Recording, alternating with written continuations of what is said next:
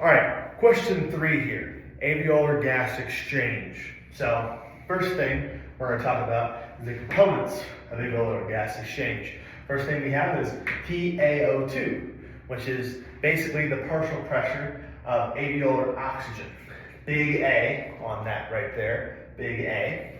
So important to know that big A, so it's alveolar, right? Second here is going to be PO2, which is the partial pressure of oxygen in the inhaled O2.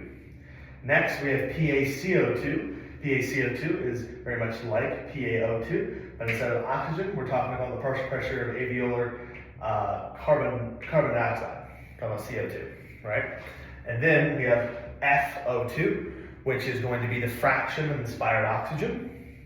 And then last, we have R, which is going to be the respiratory equivalent.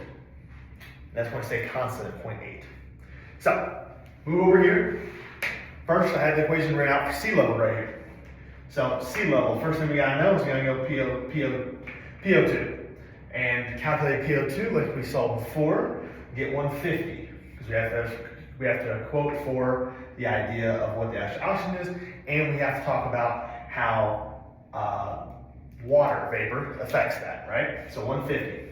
So the next, we have PaCO2, that's 40, that's venous pressure. Then we go ahead and have right here, we have R, which is a constant of 0.8. So now we're trying to solve for PaO2. So equation is PaO2, and that equals the 150, which we get from PO2 here. Then divided by 40 over 0.8, which is there's the 40, there's the 0.8. Then in brackets here, we have 40 times 0.21, which is going to be that oxygen right here, that FO2, right?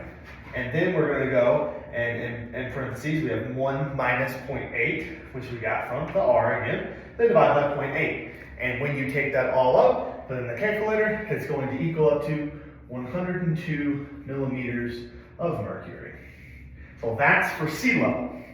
Now we move on to altitude. Let's write the same equation here. So we already have a PO2, and I use 7,000 feet here. So that's around where Gunnison is. It's a nice even number. So I went ahead and took 7,000.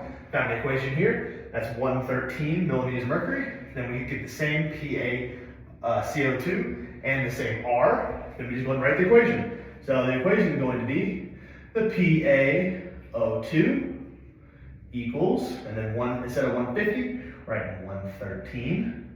Then we're going to go that divided by, so it'll be 40, as in divided by 0.8. Then plus, in brackets, that's not a very good bracket. In brackets, we're going to go 40 times 0.21, and then in parentheses, minus 0.8, then close the brackets, divided by that 0.8 again, and then what you get is PaO2 equals, I believe it is, yes, 65. It's going to be 65 millimeters of mercury. So, from getting the 65, what that means is, we see the 65, that's very slanted, but 65 is going to be lower than 102. Basically, that means that at altitude, we're going to have a lower alveolar gas exchange, basically. It's going to be harder for the body to get that working oxygen, get that oxygen to the working muscle itself. So, very important to understand that sea level is easier, and altitude becomes harder with increased altitude.